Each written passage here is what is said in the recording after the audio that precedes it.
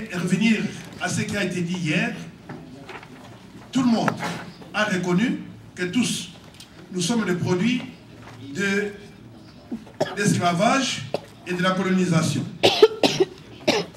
Mais quand on a écouté nos jeunes, les jeunes nous ont dit qu'ils veulent être aidés par des adultes qui doivent les aider à résoudre des problèmes auxquels ils font face. Et les jeunes ont montré les besoins qu'ils ont de sortir de cet emprisonnement qui a des conséquences de la naissance, des daycares, ils ont de la garderie jusqu'au champ de marché d'emploi. Alors, en partant de ces besoins, j'ai voulu revenir à la conception que nous avons tous, que nous sommes marqués par le double destin de l'esclavage et de la colonisation, pour parler un peu de ce qu'était l'éducation dans le contexte africain. L'éducation dans le contexte africain, négro-africain, était marquée par l'ouverture à l'autre. Toutes les sociétés négro-africaines n'étaient pas des sociétés repliées sur elles-mêmes. C'était des sociétés ouvertes aux autres. C'est pour ça que nous avons accueilli depuis des millénaires les autres. L'Afrique a accueilli les étrangers qui sont venus de partout depuis des millénaires. Et c'est à partir des millénaires qu'on a commencé à renverser les rapports, que nous qui étions des maîtres du monde, nous sommes transformés, nous avons été transformés en esclaves. Il ne faut pas oublier ça. L'autre valeur de l'éducation traditionnelle était dans la communion. Communion avec les autres, communion avec la nature, communion avec les forces de l'univers. Parce que la conception africaine de l'être, c'est et dans la force, dans l'énergie. Vous êtes force, vous êtes énergie. L'autre valeur de l'éducation traditionnelle était d'avoir tous vos sens éveillés partout où vous êtes.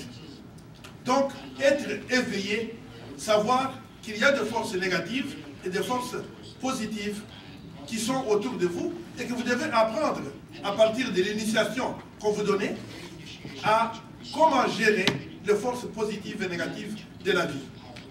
Et enfin, la dernière valeur de l'éducation traditionnelle était dans la complémentarité. L'homme était considéré comme un être en voyage. Et en voyage, il rencontre plusieurs personnes sur la route. Et ces personnes, il dit, je vais partir pour ramasser de l'or. Et quand les gens ont entendu qu'il allait ramasser de l'or, les gens ont dit, ah, je ne vais pas aller avec vous, je ne vais pas aller avec vous, je ne vais pas aller avec vous. Mais en cours de route, il y a des problèmes. Il y a des questions qui se soulèvent. Et qu'est-ce qu'on fait?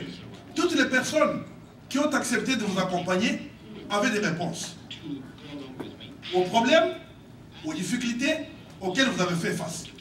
Donc, vous voyez que l'éducation traditionnelle ne se repliait pas sur soi.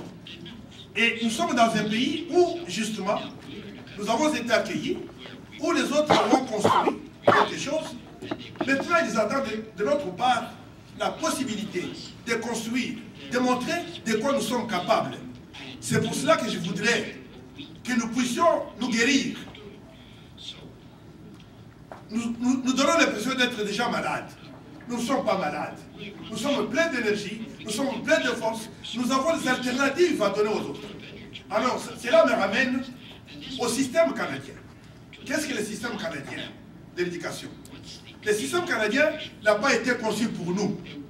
Il a été conçu pour les Blancs. Et ils ne s'attendaient pas à voir les Noirs dans leur système. Vous êtes venus sur le tard, et le système que nous avons ici, c'est un système qui a été emprunté à l'Irlande et en Écosse. On l'a implanté un peu partout, sauf au Québec, on a implanté le système français. Et dans ces systèmes, vous devez savoir que les écoles ont été construites pour des groupes d'intérêt. les écoles n'étaient pas pour tout le monde. Les écoles étaient pour des groupes d'intérêt. C'est-à-dire, vous êtes catholique, vous êtes protestant, vous êtes méthodiste, vous êtes ceci. Et ce sont ces groupes d'intérêt qui se reproduisent jusqu'à aujourd'hui.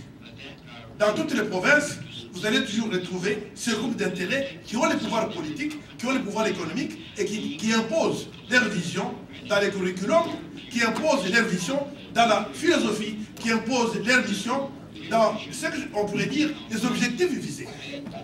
Voilà. Alors, comment ça fonctionne?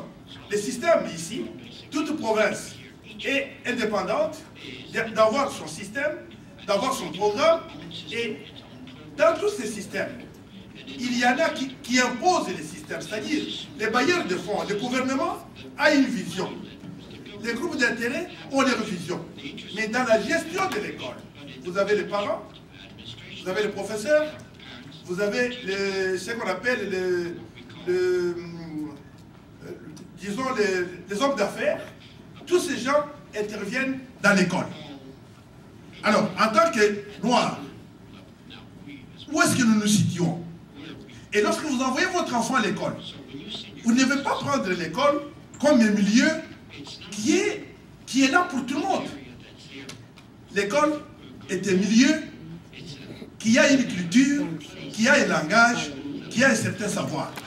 Donc quand vous envoyez votre enfant à l'école, vous devez savoir que vous les soumettez à monter des barrières, à franchir des barrières. Donc, quelle est la culture que vous avez donnée à votre enfant avant qu'il n'aille à l'école? Si votre enfant est d'origine pauvre, vous devez savoir qu'à l'école, les discours de l'école, c'est le discours de la classe moyenne. C'est-à-dire le langage qu'on utilise, des concepts qu'on utilise, ce sont des concepts de la classe moyenne.